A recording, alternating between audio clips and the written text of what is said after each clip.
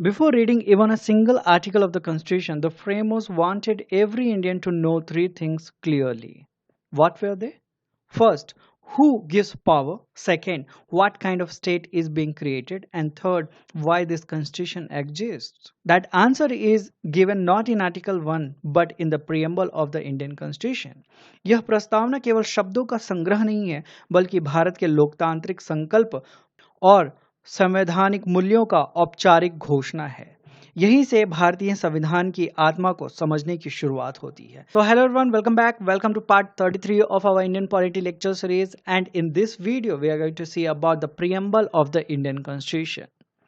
So these are the topics which we are going to cover in this video, and in the last we will have some practice questions.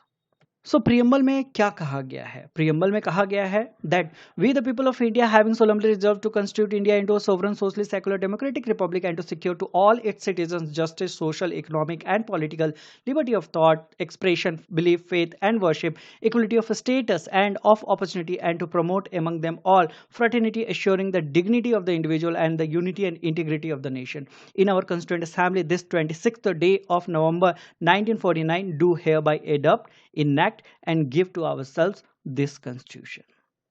So ये जो preamble है ये आपको याद रखना होगा, क्योंकि एग्जाम्स में क्वेश्चन पूछ लिए जाते हैं कि किस किस टाइप की जस्टिस की बात जो है की गई है हमारे संविधान में. तो social economic and political liberty जो है वो किस किस रिस्पेक्ट में दी जाएगी भारतीय संविधान के अनुसार. इक्वलिटी जो है वो किस किस रिस्पेक्ट में बात किया गया है. फ्रेटर्निटी जो है उसका क्या मेन आइडियोलॉजी है इंडियन कॉन्स्टिट्यूशन में, और जो इंडियन कॉन्स्टिट्यूशन है उसे किस दिन एडॉप्ट किया गया. ये सारी जानकारी जो है वो आपको यहाँ से मिल जाती है. Then sovereign socialist secular democratic republic, इन सब का क्या मतलब है, ये भारत के संविधान को समझने में बहुत ही ज़्यादा उपयोगी है. इसलिए आपको इन हर वर्ड्स का सही मतलब पता होना चाहिए, तभी आप भारतीय संविधान को सही मायने में समझ पाएंगे. So meaning and nature of the preamble. Preamble क्या है? सो एक्चुअली में हम कह सकते हैं that preamble is an introduction to the Indian constitution और it is preface of the constitution. जिस तरीके से आप कोई किताब पढ़ना शुरू करते हैं उससे पहले जब आप इंट्रोडक्शन पढ़ते हैं तो ओवरऑल आपको एक आइडिया मिल जाता है कि इस किताब में क्या बातें जो है कही गई है, किस रिस्पेक्ट में चीज़ें जो है बताई गई है. उसी प्रकार से जब आप किसी कॉन्स्टिट्यूशन का प्रियम्बल पढ़ेंगे तो आपको एक ब्रीफ आइडिया मिल जाएगा कि इस संविधान में क्या क्या चीज़ें जो है वो एग्जिस्ट करती है. ठीक है. एंड जो प्रियम्बल है वो समरी या फिर एसेंस जो है वो कॉन्स्टिट्यूशन का कंटेन करता है. और ये प्रैक्टिस जो है किसके द्वारा शुरू की गई to have preamble in the constitution, ये पहले एडप्ट किया गया था अमेरिकन कॉन्स्टिट्यूशन के द्वारा, और उसको फॉलो करते हुए इंडियन कॉन्स्टिट्यूशन मेकर्स ने इंडियन कॉन्स्टिट्यूशन के अंदर प्रियम्बल डाला है. ठीक है. एन पालकी वाला जो है उन्होंने क्या कहा regarding preamble of Indian constitution, तो उन्होंने कहा that preamble is identity card of the constitution. जिस तरीके से आपके आईडी कार्ड को देख के आपके बारे में अनुमान लगाया जा सकता है, आपके बारे में थोड़ी इन्फॉर्मेशन जो है वो गैदर की जा सकती है, उसी प्रकार से अगर पूरा संविधान आप नहीं पढ़ पा रहे हैं, आपके पास उतना वक्त नहीं है, फिर भी आपको जानना है कि इस पर्टिकुलर कंट्री के कॉन्स्टिट्यूशन का जो मेन एजेंडा है वो क्या है, तो आप उसके प्रियम्बल को पढ़ के उन चीज़ों को समझ सकते हैं. ओवरऑल आइडिया जो है वो आप ले सकते हैं. देन सोर्स ऑफ प्रियम्बल क्या है? हमने बात किया था ऑब्जेक्टिव रेजोल्यूशन का. ऑब्जेक्टिव रेजोल्यूशन जो है वही सोर्स ऑफ प्रियम्बल हो जाता है. एंड ऑब्जेक्टिव रेजोल्यूशन जो है वो किसके द्वारा ड्राफ्ट एंड मूव किया गया था? पंडित जवाहरलाल नेहरू के द्वारा. एंड ये कब किया गया था? आई होप कि आपको याद होगा, 13 दिसंबर ईयर 1946. ठीक है. ये 13 दिसंबर 1946 को मूव किया गया था and it was adopted by constituent assembly on 22 of Jain 1947. ये डेट जो है वो आपको याद रहना चाहिए. और बहुत सारे लोग जो है कंफ्यूज होते हैं. अगर मैं ये बात पूछ लूं कि आज का जो प्रियम्बल है यानी प्रेजेंट जो प्रियम्बल इंडियन कॉन्स्टिट्यूशन में एग्जिस्ट कर रहा है उसे कब एक्सेप्ट किया गया था? तो बहुत सारे लोग जो है वो कहते हैं कि 22 जनवरी 1947। जी नहीं, उस समय क्या एक्सेप्ट किया गया था? ऑब्जेक्टिव रेजुलेशन जो है उसको एक्सेप्ट किया गया था, और उसके ऊपर जैसे जैसे संविधान बनता गया उसके ऊपर चर्चा होती रही, और फाइनली आज का जो प्रियम्बल है वो फाइनल रूप लेता है और उसे एडप्ट किया गया, इनेक्ट किया गया इंडियन कॉन्स्टिट्यूशन के अंदर ऑन 26 नवंबर 1949 को। ठीक है, तो आपको ये बात याद रखनी है। प्रियम्बल जो है वो इनेक्ट किया गया जब सारा कॉन्स्टिट्यूशन जो है वो तैयार हो चुका था, ताकि ये कंफर्म किया जा सके कि कॉन्स्टिट्यूशन ने क्या एडप्ट किया है। देन इंग्रेडिएंट्स या फिर कंपोनेंट्स ऑफ कॉन्स्टिट्यूशन क्या है? तो 4 कंपोनेंट्स आपको याद रखने हैं। पहला है सोर्स ऑफ ऑथोरिटी। ये जो इंडियन कॉन्स्टिट्यूशन है इसका सोर्स ऑफ ऑथोरिटी क्या है? तो सोर्स ऑफ ऑथोरिटी कहाँ से आती है? From the people of India. Bharat की जनता जो है उससे ऑथोरिटी लेकर इस संविधान को बनाया गया है। Then nature of Indian state क्या है? तो हम देखते हैं कि इंडिया ने अपने आप को डिक्लेयर किया है as sovereign, socialist, secular, democratic republic. Okay, इन सारी चीजों को हम समझेंगे इस वीडियो में बहुत ही डिटेल में। ठीक है, देन ऑब्जेक्टिव क्या है इस कॉन्स्टिट्यूशन का? तो ऑब्जेक्टिव है to ensure, to secure justice with respect to social, economic and political. Then liberty, liberty किस किस रिस्पेक्ट में? Thought, expression, belief, faith and worship. Then equality of status and opportunity. Then और क्या objective है Indian constitution का? To provide fraternity, to have fraternity in the country so that dignity of the individual and unity and integrity of the nation can be maintained.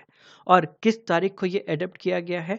26 नवंबर 1949 को। Okay, तो ये चारों component जो हैं वो आपको पता होना चाहिए। So now we will try to understand the explanation of the key words of the preamble. ठीक है, सोवरेन वर्ड है, इसका क्या मतलब है, क्यों इसे इंडियन कॉन्स्टिट्यूशन में डाला गया है, एंड किस विजन के साथ इसे डाला गया है। तो सोवरेन का मतलब क्या हो जाता है? Supreme and absolute authority of A state.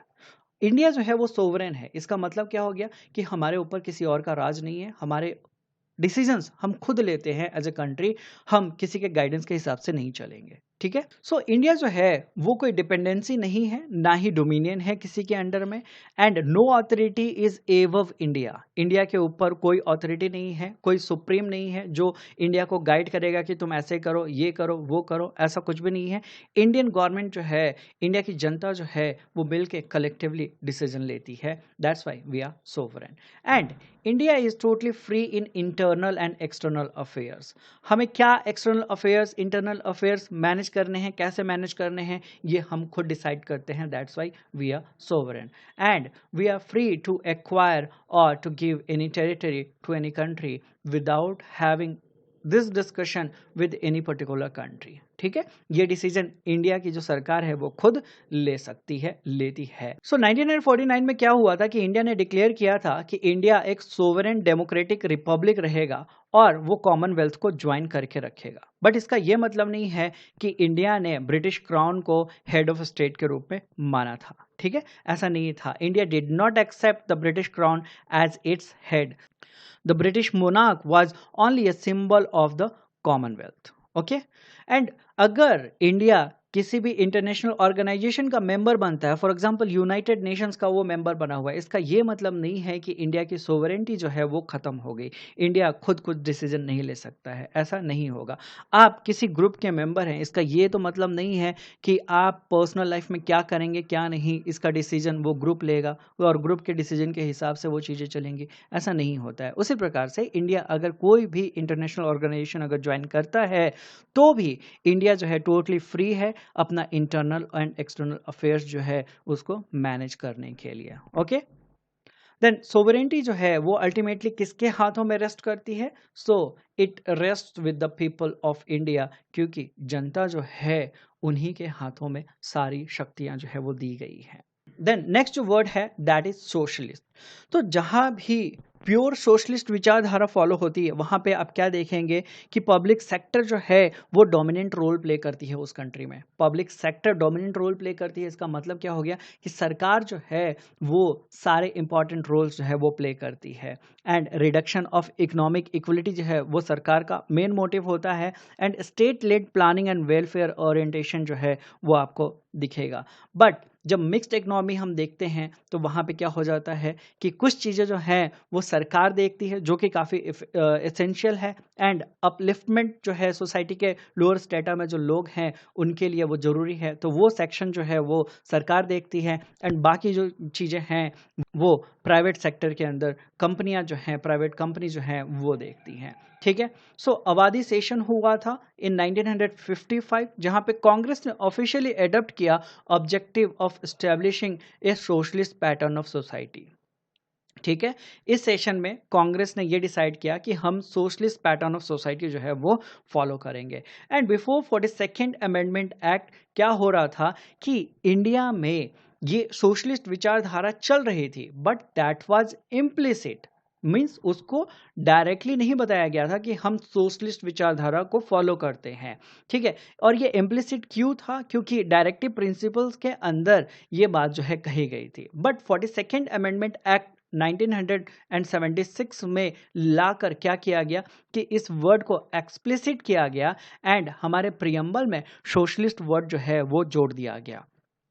तो आफ्टर 42nd अमेंडमेंट एक्ट कोई भी हमारा प्रियम्बल पढ़ेगा और यहाँ की इकोनॉमी के बारे में जानकारी लेना चाहेगा तो उसको पता चलेगा कि इंडिया की जो इकोनॉमी है वो सोशलिस्ट इकोनॉमी है। ठीक है। इंडियन सोशलिज्म जो है बाकी सोशलिज्म से थोड़ा सा अलग है। क्यों? क्योंकि ये डेमोक्रेटिक सोशलिज्म है, it is not state socialism, and along with that it follows mixed economy।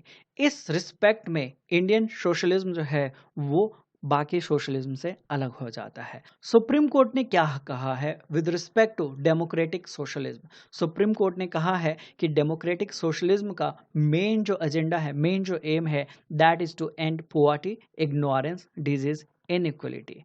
And ये हमारा जो सोशलिज्म है ये हेविली इन्फ्लुएंस्ड है बाय गांधीयन सोशलिज्म।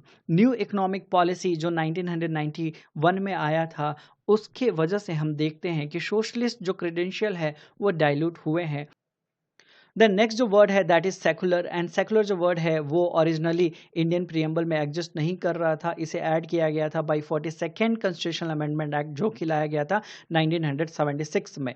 सेकुलरिज्म जो है वो पहले इम्प्लिसिट था इंडियन कॉन्स्टिट्यूशन में एंड उसको एक्सप्लिसिट किया गया by 1976 amendment, that was 42nd amendment. Implicit था, इसका क्या मतलब है? इसका ये मतलब है कि सेकुलरिज्म का जो कॉन्सेप्ट था वो इंडियन कॉन्स्टिट्यूशन के द्वारा फॉलो किया जा रहा था, बस उसको डायरेक्टली दर्शाया नहीं जा रहा था। ठीक है। और ये हमें कैसे पता चलता है कि इम्प्लिसिट वे में सेकुलरिज्म जो है वो ऑलरेडी एग्जिस्ट कर रहा था इंडियन कॉन्स्टिट्यूशन में 42nd कॉन्स्टिट्यूशन अमेंडमेंट एक्ट से पहले? तो ये हम इस बेसिस पे कह सकते हैं क्योंकि right to freedom of religion जो है वो मिला हुआ है यहाँ पे जनता को एज फंडामेंटल राइट। ठीक है। देन इस चीज को एक्सप्लिसिट किया गया प्रियम्बल में, इस वर्ड को 42nd कॉन्स्टिट्यूशनल अमेंडमेंट एक्ट के द्वारा जोड़ दिया गया। और इससे क्या क्या इंश्योर किया जाता है? सेकुलर जो वर्ड है वो क्या क्या इंश्योर करता है? तो सेकुलर जो वर्ड है वो इंश्योर करता है equal respect to all religions, then treats all religions equally. Who treats? State. सरकार जो है वो सारे रिलीजन्स को इक्वली ट्रीट करती है and this is positive secularism. India का जो सेकुलरिज्म है वो पॉजिटिव सेकुलरिज्म है, ये बात आपको याद रखनी होगी। So what is difference between positive secularism and negative secularism? Western जो कंट्री है वहां पे जो सेकुलर कॉन्सेप्ट फॉलो होता है उसको नेगेटिव सेकुलरिज्म कहते हैं। क्यों? क्योंकि वहां पे स्टेट जो है वो रिलीजन से अपने आप को दूर रखती है। बट इंडिया में हम क्या देखते हैं that all religions have same status and same support from the state, but western countries में they don't have any support from the state, मतलब सरकार की तरफ से कोई सपोर्ट नहीं होता। बट इंडिया में हम क्या देख रहे हैं कि सारे धर्मों को सेम रिस्पेक्ट पे किया जाता है, इक्वल ट्रीटमेंट मिलता है एंड सिमिलर सपोर्ट जो है वो प्रोवाइड किया जाता है। एंड ये बात कहाँ से गारंटी होके मिलती है जनता को? सो वो बात मिलती है from article number 25 to article number 28 of Indian constitution, जो कि आता है फंडामेंटल राइट के तहत, right to freedom of religion. Then next जो वर्ड है that is democratic. So democratic का मतलब क्या है, डेमोक्रेसी का मतलब क्या है? सबसे पहली बात, it is based on popular sovereignty. And democracy जो है वो दो प्रकार की होती है। पहला होता है डायरेक्ट डेमोक्रेसी और दूसरा होता है indirect democracy. So direct democracy में क्या होता है, जहाँ पे जिस देश की पॉपुलेशन थोड़ी कम हो, साक्षरता का जो स्तर है, एजुकेशन का जो स्तर है, लिटरेसी रेट जो है वो अगर अच्छी हो, तो वहाँ पे डायरेक्ट डेमोक्रेसी जो है वो अप्लाई होती है। और डायरेक्ट डेमोक्रेसी के 4 टूल्स हैं। पहला रेफरेंडम, दूसरा इनिशिएटिव, तीसरा recall and fourth one is plebiscite. तो ये क्या चीज़ें हैं? फॉर एग्जाम्पल रेफरेंडम को हम समझना चाहें तो रेफरेंडम में क्या होता है कि जनता जो है वो डायरेक्टली वोट डालती है। पब्लिक से पूछा जाता है कि ये पर्टिकुलर मैटर है, इस पे आप बताइए कि इस चीज़ को करना है या नहीं करना है। यस या नो में जनता से सवाल का जवाब मांगा जाता है और जो जवाब आते हैं उसी के बेसिस पे डिसीजन जो है वो लिया जाता है। ठीक है, अब हम जानेंगे इनिशिएटिव क्या होता है। तो जनता जब कोई प्लान करती है कि हाँ इस पर्टिकुलर चीज पे नया कानून जो है वो होना चाहिए, तो वहां पे जनता क्या है उसके रिस्पेक्ट में पेपर तैयार करती है, वो क्या लॉ लाना चाहती है उसके बारे में सारी जानकारी जो है उसमें दी जाती है और फिर जनता से सिग्नेचर जो है लिए जाते हैं कि आप इस चीज़ को सपोर्ट कर रहे हैं कि नहीं। और मैक्सिमम जनता अगर उस चीज़ को सपोर्ट करती है तो वो लॉ जो है वो बना दिया जाता है। तो यहाँ पे लॉ बनाने का इनिशिएशन किसके द्वारा किया गया? जनता के द्वारा किया गया। ठीक है, इसलिए इसको इनिशिएटिव कहते हैं। एंड आई होप कि आपको अब पता चल गया होगा कि इनिशिएटिव जो टूल है वो किस काम आता है डायरेक्ट डेमोक्रेसी के अंदर। और इसे डायरेक्ट डेमोक्रेसी क्यों क्या कहा जा रहा है? क्योंकि डायरेक्टली जनता जो है वो लॉ बनाने के प्रोसेस में इन्वॉल्व हो गई। ठीक है, that's why it is known as direct democracy. Then recall, recall में क्या होगा कि कोई बंदा है वो पब्लिक ऑफिस जो है वो होल्ड कर रहा है, बट जनता जो है उसके काम से खुश नहीं है और उसके 10 ईयर खत्म होने से पहले जनता चाहती है कि इसको हटा दिया जाए, तो रिकॉल जो है वो किया जाता है। जनता जो है मिलकर डिसाइड करती है कि नहीं, this person should be remove, और उस पर्सन को फिर रिमूव किया जाता है on the basis of vote given by the people of that particular country. ठीक है, तो इस तरीके से जहां भी सरकार बनाया जा रहा है, नया कानून बनाया जा रहा है या फिर सरकार में से किसी को हटाया जा रहा है डायरेक्टली जनता से पूछकर, तो उसे ही हम डायरेक्ट डेमोक्रेसी कहते हैं। ठीक है, देन फोर्थ जो टूल है दैट इज प्लेबिसाइड। तो प्लेबिसाइड का मतलब क्या हो जाता है?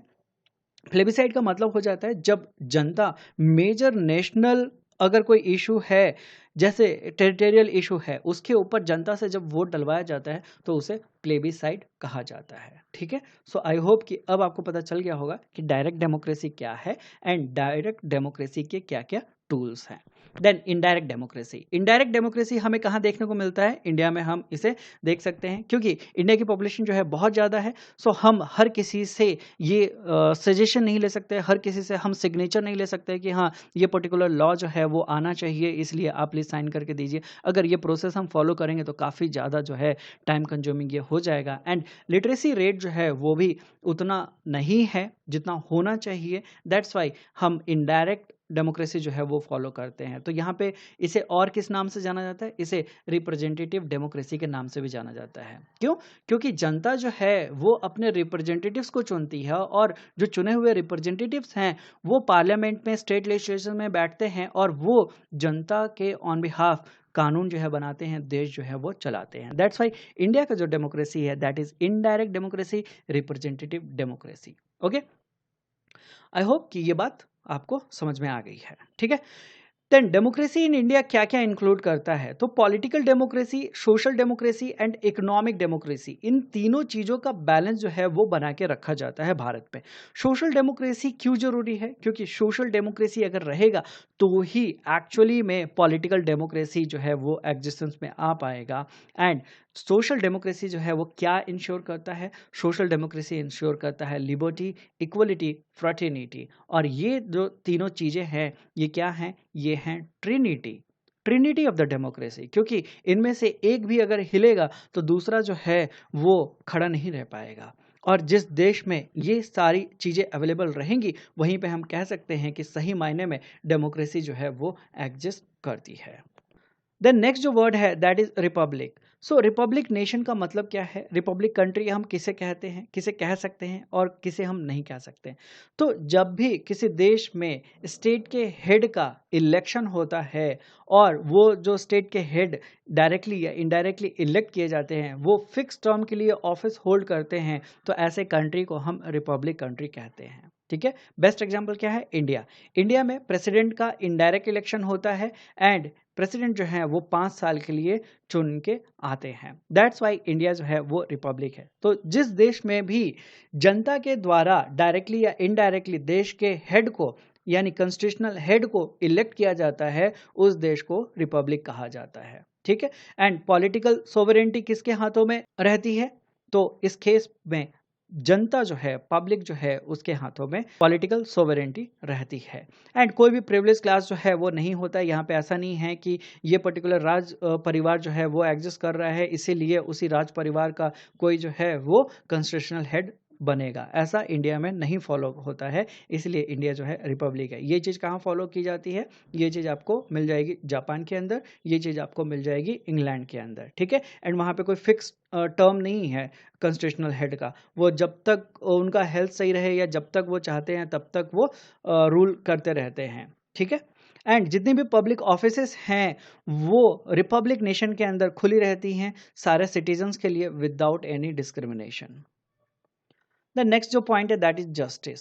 सो इंडियन कॉन्स्टिट्यूशन में 3 प्रकार के जस्टिस प्रोवाइड करने की बात की गई है। First one is social justice. Social justice जो है वो इंश्योर किया जाता है by providing equal treatment to all citizens. Then there is absence of privileges. Then there is improvement in conditions of schedule caste, schedule tribe, backward class and women. So इन सारी चीज़ों को लाकर सोशल जस्टिस जो है वो provide करने की कोशिश की जाती है, ताकि कोई बैकवर्ड क्लास का है, कोई डिप्रेस क्लास का है, उसको ऐसे हम स्टेटस में लाएं ताकि उसको सही मायने में जस्टिस जो है वो मिल पाए।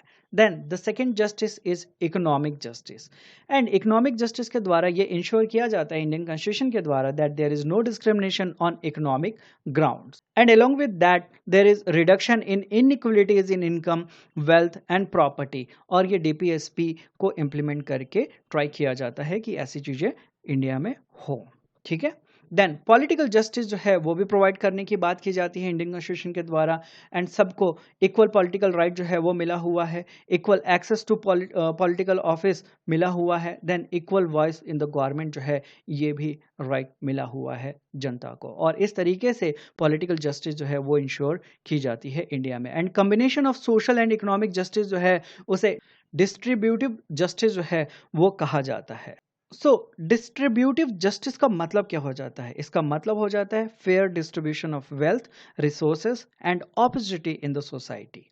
एंड आइडल्स जो हैं जस्टिस के वो कहाँ से लिए गए हैं? वो रशियन रेवोल्यूशन से इंस्पायर होके इंडियन कॉन्स्टिट्यूशन में लिए गए हैं एंड इसे प्रीएम्बल में इंक्लूड किया गया है। ठीक है, देन नेक्स्ट जो वर्ड है दैट इज लिबर्टी।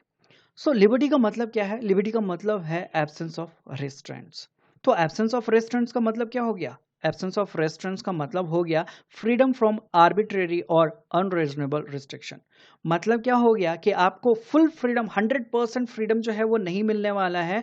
आपके ऊपर कुछ रिस्ट्रिक्शंस जो हैं वो लगाए जाएंगे, बट वो जो रिस्ट्रिक्शन लगाए जाएंगे that would not be unreasonable. ठीक है, बिना मतलब के वो रिस्ट्रिक्शंस नहीं लगाए जाएंगे।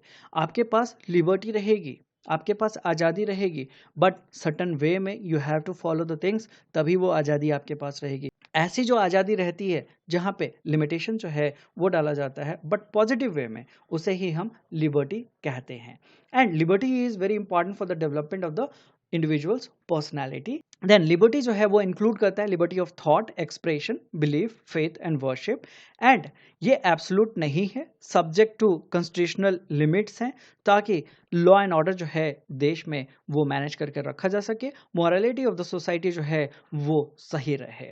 और इसे कहाँ से लिया गया है? सो इसे फ्रेंच रेवोल्यूशन से इंस्पायर होके इंडियन कॉन्स्टिट्यूशन में लिया गया है और ये प्रीएम्बल में आपको देखने को मिल जाएगा। Then the next word is equality. Equality का मतलब क्या है? इक्वलिटी का मतलब है absence of special privilege to any section of the society. Okay, then advocate opportunity जो है सारे इंडिविजुअल्स को मिले विदाउट डिस्क्रिमिनेशन, ये इंश्योर किया जाता है इक्वलिटी के द्वारा। और ये इक्वलिटीज़ आपको कैसे मिलती हैं? तो ये फंडामेंटल राइट के थ्रू आपको दी जाती है। जब आप फंडामेंटल राइट के चैप्टर को पढ़ेंगे तो वहाँ पे ये चीज़ जो है वो और ज़्यादा क्लियर होती जाएगी। देन डायमेंशंस ऑफ इक्वलिटी क्या क्या हैं? सो डायमेंशंस ऑफ इक्वलिटी को जब हम देखते हैं तो हमें 3 डायमेंशन जो हैं इक्वलिटी के दिखते हैं। पहला जो है वो है सिविक इक्वलिटी। सिविक इक्वलिटी में क्या होता है? इक्वलिटी बिफोर लॉ जो है वो आपको मिल जाता है and equal protection of law जो है वो आपको मिल जाता है। इक्वलिटी बिफोर लॉ का मतलब क्या है? इक्वलिटी बिफोर लॉ आपको मिलता है, इसका मतलब क्या है? इसका मतलब है कानून की नज़र में सब बराबर हैं। कानून के नज़र में आप हो या कोई करोड़पति हो, उसकी वैल्यू सेम है। ठीक है? And equal protection of law जो है इसका क्या मतलब है? क्योंकि इन दोनों का डिफरेंस समझना बहुत ज़रूरी है और जब फंडामेंटल राइट को हम पढ़ेंगे तो इन चीज़ों को हम बहुत ही अच्छे से समझेंगे। ओके, फिर भी जनरल आइडिया आपको होना चाहिए that what do you mean y equal protection of law. तो इक्वल प्रोटेक्शन ऑफ लॉ का मतलब है कि एक जैसी स्थिति वाले लोगों के लिए कानून एक जैसा संरक्षण देता है। मतलब क्या हो गया कि कानून सबको समान सुरक्षा देता है, लेकिन जरूरत पड़ने पे अलग अलग वर्गों के लिए अलग अलग व्यवस्था कर सकता है।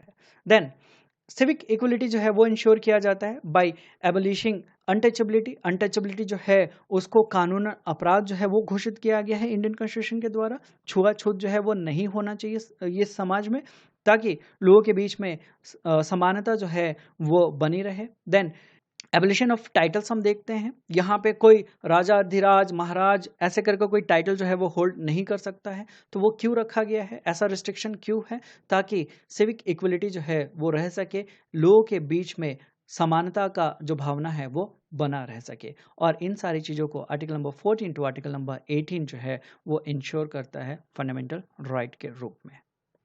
Then political equality. Political equality का मतलब क्या हो गया? Equal right to vote.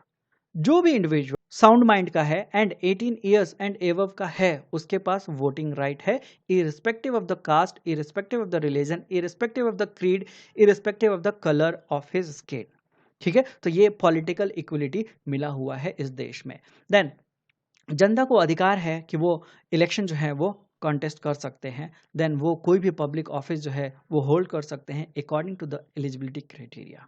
ठीक है, and there is no discrimination in political right.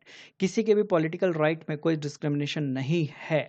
आपके वोट की वैल्यू जितनी है उतनी ही दूसरे के वोट की वैल्यू है। आपके वोट की वैल्यू जितनी है उतने ही वोट की वैल्यू कोई अरबपति हो खरबपति हो उसके वोट की वैल्यू है। ठीक है, तो कोई पॉलिटिकल डिस्क्रिमिनेशन जो है वो नहीं है यहाँ पे। और इंश्योर किया गया है इसे bye article number 325 326 of Indian constitution. और यूनिवर्सल एडल्ट फ्रेंचाइज जो है वो दिया गया है, यानी जो भी लोग 18 साल एंड एवव के हैं उन सबको वोटिंग राइट दिया गया है, अगर वो साउंड माइंड के हैं। नहीं तो हम क्या देखते हैं कि पहले जब ब्रिटिशर्स थे उस समय क्या होता था कि प्रॉपर्टी के बेसिस पे, एजुकेशन के बेसिस पे, देन टैक्स के बेसिस पे ये वोटिंग राइट्स जो हैं वो दिए जाते थे। बट जब से भारत आज़ाद हुआ तो वो सारे जो बैरियर्स हैं वोटिंग के वो हटा दिए गए एंड यूनिवर्सल एडल्ट फ्रेंचाइज जो है उसे लागू कर दिया गया।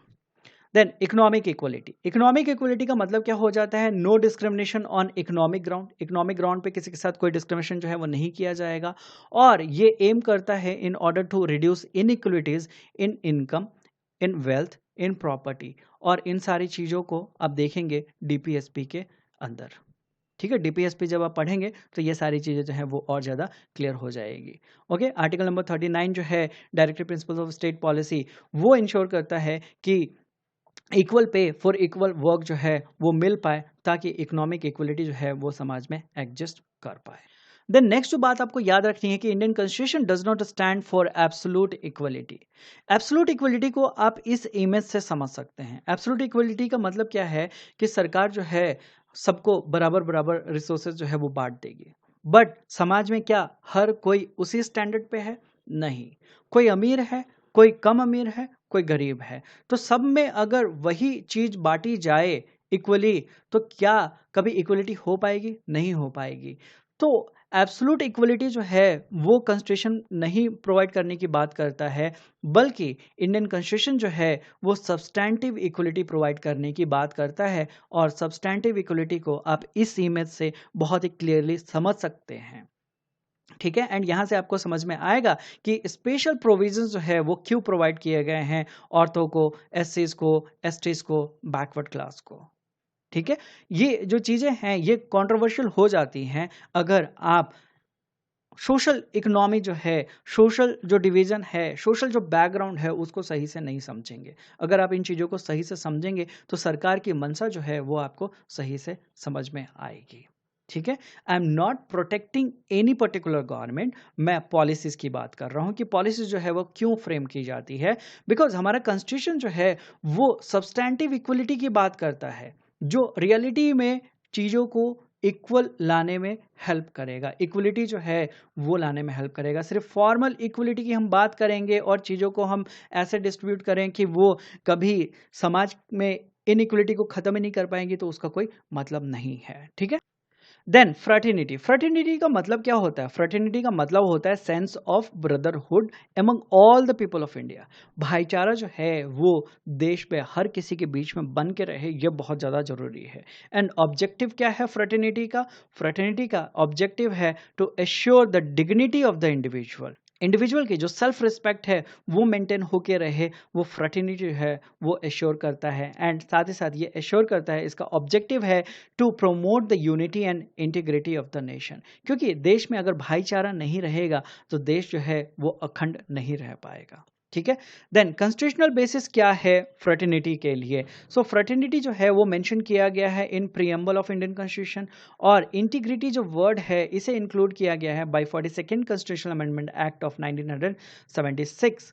और इसके द्वारा ये इंश्योर किया गया है कि इंटीग्रिटी जो है वो बन के रह सके नेशन में, और ये तभी पॉसिबल होगा जब फ्रेटर्निटी जो है वो एग्जिस्ट कर पाएगा। फ्रेटर्निटी को किस तरीके से प्रमोट किया जाता है? सो बाय प्रोवाइडिंग सिंगल सिटीजनशिप। अगर हर स्टेट को अलग अलग सिटीजनशिप दिया जाए तो क्या वो भाईचारा रहेगा जो भाईचारा आज के टाइम पे हम देखते हैं? नहीं, थोड़ी डिस्पैरिटी जो है वो आ जाएगी, थोड़ी भावनाएं जो हैं लोगों की बदल जाएगी। ओके, सो ये सिंगल सिटीजनशिप का जो कॉन्सेप्ट है वो फ्रेटर्निटी की भावना को प्रमोट करता है। एंड साथ ही साथ फंडामेंटल ड्यूटीज जो आर्टिकल नंबर 51A में दिए गए हैं उसके द्वारा भी फ्रेटर्निटी का जो कॉन्सेप्ट है वो प्रमोट होता है, भाईचारा जो है लोगों के अंदर बढ़ता है। सिग्निफिकेंस क्या है, ये एसेंशियल क्यों है? ताकि national integration, social harmony and democratic functioning जो है स्टेट में सही से चल सके एंड देश जो है वो अखंड खड़ा रह सके। सिग्निफिकेंस क्या है प्रियम्बल का, लोगों का क्या व्यू है उसे हम समझेंगे। देन कृष्ण स्वामी ने क्या कहा? कृष्ण स्वामी अय्यर ने कि preamble expresses what we had thought और ड्रीम्ड सो लॉन्ग। इन्होंने कहा कि प्रियम्बल जो है वो एक्सप्रेस करता है, वो बताता है उन विचारों को जो हमने इतने सालों से सोच रखा था, इतने सालों से हमने जो प्लान कर रखा था। के मुंशी के द्वारा कहा गया दैट प्रियम्बल जो है वो हॉरोस्कोप है सोवरेन डेमोक्रेटिक रिपब्लिक का। देन ठाकुरदास भार्गवा ने क्या कहा? ठाकुरदास भार्गवा के द्वारा कहा गया that preamble is the most precious part of the constitution and it is soul and key to the constitution. So आप देख सकते हैं कि प्रियम्बल का क्या इंपॉर्टेंस है। लोगों ने, वो लोग जो लॉ के फील्ड में बहुत ऊंचा कद रखते हैं, उन्होंने क्या क्या कहा है प्रियम्बल के बारे में। ठीक है, बारकर ने क्या कहा? सो बारकर ने कहा कि प्रियम्बल जो है वो की नोट है कॉन्स्टिट्यूशन का। देन हिदायतुल्लाह ने क्या कहा? तो उन्होंने कहा that preamble is the soul of the constitution and lays down the pattern of the political society. यानी पॉलिटिकल सोसाइटी का पैटर्न जो है वो आपको प्रियम्बल पढ़ने से ही मिल जाता है। एंड इन्होंने कहा कि संविधान में जो बेसिक चीज़ें हैं वो बहुत ही ज़रूरी है, और उन चीज़ों को तभी बदला जा सकता है जब रेवोल्यूशन लाया जाए। रेवोल्यूशन के थ्रू ही उन चीज़ों को बदला जा सकता है, वरना वो चीज़ें जो है वैसे ही चलती जाएंगी।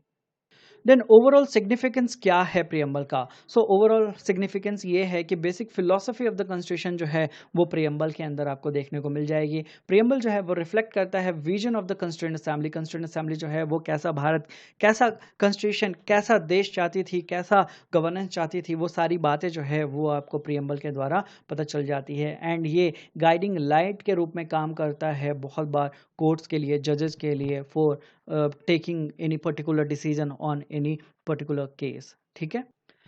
देन एक इंपॉर्टेंट क्वेश्चन, क्या प्रियम्बल जो है वो कॉन्स्टिट्यूशन का पार्ट है? तो ऐसे क्वेश्चन जो हैं पास्ट में भी उठे थे। एंड बेरूबरी यूनियन केस 1960 में जब ये पॉइंट उठा था कि क्या प्रियम्बल जो है वो कॉन्स्टिट्यूशन का पार्ट है, तो सुप्रीम कोर्ट ने इसे कहा कि दैट प्रियम्बल जो है वो जनरल पर्पस फुलफिल करता है कॉन्स्टिट्यूशन का and it is not part of constitution. तो आपको याद रखना है कि बेरूबरी यूनियन केस के द्वारा क्या जजमेंट दिया गया था regarding preamble of Indian constitution. So Berubari union case के द्वारा यह कहा गया था that preamble is not part of Indian constitution. ठीक है। बट केशवानंद भारती केस जो कि 1973 में हुआ, उसमें सुप्रीम कोर्ट ने इस जजमेंट को रिजेक्ट कर दिया। किस जजमेंट को? तो जो जजमेंट बेरूबरी यूनियन केस में दिया गया था। और यहाँ पे कौन से पावर को सुप्रीम कोर्ट ने यूज किया? जुडिशियल रिव्यू के पावर को। और जुडिशियल रिव्यू के पावर को यूज करते हुए सुप्रीम कोर्ट ने केशवानंद भारती केस के जजमेंट में कहा कि बेरूबरी यूनियन केस में जो जजमेंट दिया गया है that preamble is not part of constitution, that is totally wrong. और केशवानंद भारती केस के जजमेंट में यह कहा गया that preamble is part of the constitution. ये आपको याद रखना है। आज के टाइम पे अगर आपसे कोई पूछता है दैट क्या प्रियम्बल पार्ट है कॉन्स्टिट्यूशन का, तो जी हाँ, वो पार्ट है कॉन्स्टिट्यूशन का। एंड प्रियम्बल जो है वो बेसिक फिलॉसफी कॉन्स्टिट्यूशन का रिफ्लेक्ट करता है। ये भी केशवानंद भारती केस में कहा गया। Then LIC of India case 1995 में बताया गया that preamble is integral part of the constitution. ठीक है। यहां पे तो कहा गया था कि पार्ट ऑफ कॉन्स्टिट्यूशन है, बट यहां पे कहा गया integral part of the constitution. Then legal position क्या है प्रियम्बल का आज के टाइम पे, वो हम देखते हैं। तो दो इंपॉर्टेंट पॉइंट हैं वो आपको याद रखना होगा that preamble is not a source of power. So इसका क्या मतलब है? इसका मतलब है it is not a source of power to legislature, यानी लेजिस्लेचर जो है प्रियम्बल के शब्दों को यूज करके और लेजिस्लेशन जो है वो नहीं कर सकता है। ना ही लेजिस्लेटिव पावर्स के ऊपर कोई लिमिटेशंस लगाए जा सकते हैं प्रियम्बल को यूज करके। ठीक है। देन प्रियम्बल जो है वो नॉन जस्टिशिएबल है। नॉन जस्टिशिएबल है, इसका मतलब क्या हो गया? That not enforceable in the court. यानी आप ये नहीं कह सकते हैं कि प्रियम्बल जो है वो फॉलो नहीं किया गया है इसलिए मेरे को जजमेंट चाहिए। प्रियम्बल में ये बात कही गई है बट ये चीज़ नहीं हो रही है इसलिए मुझे जजमेंट दीजिए। नहीं, वो आप तभी कह सकते हैं जब आपका फंडामेंटल राइट का हनन हो रहा हो, जब कॉन्स्टिट्यूशन में कोई पर्टिकुलर प्रोविजन, कोई पर्टिकुलर आर्टिकल उस चीज़ के रिस्पेक्ट में बात कर रहा है, तब आप जजमेंट जो है वो मांग सकते हैं। ठीक है। देन इसको एग्जाम्पल से हम समझना चाहें तो हम इस तरीके से समझ सकते हैं that you cannot file a case saying justice is not achieved so preamble is violated. आपको अगर किसी पर्टिकुलर केस में जजमेंट नहीं मिला है आपके हिसाब से, तो आप ये नहीं कह सकते हो कि प्रियम्बल जो है उसका वायलेशन हो गया है क्योंकि मुझे जस्टिस जो है वो मिला ही नहीं है। एंड कोर्ट्स जो है वो डायरेक्टली इन्फोर्स नहीं कर सकती हैं आइडियल्स को जो मेंशन किए गए हैं प्रियम्बल में। उसके लिए पर्टिकुलर प्रोविजन जो है वो कॉन्स्टिट्यूशन में लाए जाएंगे, तभी उन चीज़ों को डायरेक्टली इन्फोर्स किया जा सकता है। अदरवाइज प्रियम्बल के बेसिस पे उन चीज़ को डायरेक्टली नहीं इन्फोर्स किया जा सकता है। एंड हम बार बार कहते हैं कि कुछ चीज़ें जो है वो जस्टिशिएबल है, कुछ चीज़ें जो है नॉन जस्टिशिएबल है। तो इसका मतलब क्या होता है? तो जब भी कहा जाएगा कि ये पर्टिकुलर चीज़ जो है जस्टिशिएबल है, इसका मतलब ये है कि आप कोर्ट जा सकते हैं and you can demand for enforcement. But अगर कहा जा रहा है that it is non justiciable, इसका मतलब है कि आप कोर्ट नहीं जा सकते हो और आप जजेस को ये नहीं कह सकते हो कि इस चीज को इन्फोर्स किया जाए। ठीक है। तो ये बेसिक डिफरेंस है जस्टिशिएबल एंड नॉन जस्टिशिएबल के अंदर। Then amendability of the preamble, क्या प्रियम्बल जो है उसके अंदर अमेंडमेंट किए जा सकते हैं, उसके अंदर अल्टरेशन किए जा सकते हैं? ये जो इशू है ये केशवानंद भारती केस के दौरान उठता है और सुप्रीम कोर्ट जो है वो कहती है दैट प्रियम्बल जो है वो अमेंड किया जा सकता है by using article number 368 of Indian constitution. But condition क्या है? दैट अमेंडमेंट जो है वो डिस्ट्रॉय नहीं करने चाहिए, डैमेज नहीं करने चाहिए basic feature of the Indian constitution. For example basic feature में कहा गया है कि सेकुलरिज्म जो है वो बेसिक फीचर है इंडियन कॉन्स्टिट्यूशन का। तो जो पार्लियामेंट है वो संविधान के प्रियम्बल में बदलाव ला सकती है, बट वो सेकुलर वर्ड जो है उसको निकाल के फेंक नहीं सकती है, या फिर सेकुलरिज्म का जो कॉन्सेप्ट इंडिया में फॉलो होता है, इक्वल जो प्रोटेक्शन प्रोवाइड करने की बात की जाती है रिगार्डिंग फ्रीडम ऑफ रिलीजन, वो चीज़ जो है वो सरकार जो है निकाल के फेंक नहीं सकती है। ठीक है। सो 42nd कॉन्स्टिट्यूशनल अमेंडमेंट एक्ट 1976 में क्या किया गया था कि प्रियम्बल में वर्ड जो हैं ऐड किए गए थे, तो वो वैलिड रहे कि नहीं रहे, तो वो वैलिड रहे। Then amendment of the preamble. So amendment जो है सिर्फ एक बार हुआ है अभी तक भारतीय संविधान के प्रस्तावना में, प्रियम्बल में सिर्फ एक बार अमेंडमेंट हुआ है, और वो कौन सा था? 42nd कॉन्स्टिट्यूशनल अमेंडमेंट एक्ट के द्वारा वो किया गया है 1976 में। और 1976 में 42nd कॉन्स्टिट्यूशनल अमेंडमेंट एक्ट के द्वारा 3 वर्ड जो हैं वो जोड़े गए हैं प्रियम्बल में। कौन कौन से? Socialist, secular and integrity. ये इंपॉर्टेंट है, याद रखना है। ठीक है। अब कुछ क्वेश्चंस देख लेते हैं। पहला क्वेश्चन कह रहा है which one of the following reflects the most appropriate relationship between law and liberty. Liberty and law के बीच में कौन सा दिया हुआ जो स्टेटमेंट है, ऑप्शन है, वो बेस्ट एप्रोप्रिएट रिलेशन जो है वो रिफ्लेक्ट करता है? करेक्ट आंसर क्या होगा? इसका बी होगा। If there are no laws there is no liberty. क्योंकि लिबर्टी का मतलब क्या हमने देखा था थोड़ी देर पहले कि रिस्ट्रिक्शंस जो है वो रहेंगे। तो रिस्ट्रिक्शंस कब रहेंगे? जब कानून रहेगा। ठीक है। That's why correct answer is option B. Then second question, consider the following statements. पहला स्टेटमेंट कह रहा है in India the constitution is supreme. Then second statement कह रहा है the constitution of India is federal in character. Then third, federalism in India is the basic feature of the constitution. तो तीनों जो स्टेटमेंट है वो यहाँ पे सही है, इसलिए करेक्ट आंसर है option D. So that's all in this video. I hope कि आपको वीडियो पसंद आया होगा। वीडियो पसंद आया होगा तो प्लीज़ वीडियो को लाइक कर दीजिएगा, वीडियो को शेयर कर दीजिएगा, और कुछ डाउट्स रह गए हों तो आप कमेंट सेक्शन में पूछ सकते हैं। चैनल को आपने अभी तक सब्सक्राइब नहीं किया है तो प्लीज़ सब्सक्राइब कर लीजिएगा and hit the bell icon to get the latest notification. So that's all in this video. I will be catching you in next video with new chapter. Till then take care, bye bye, thank you, Jai Hind.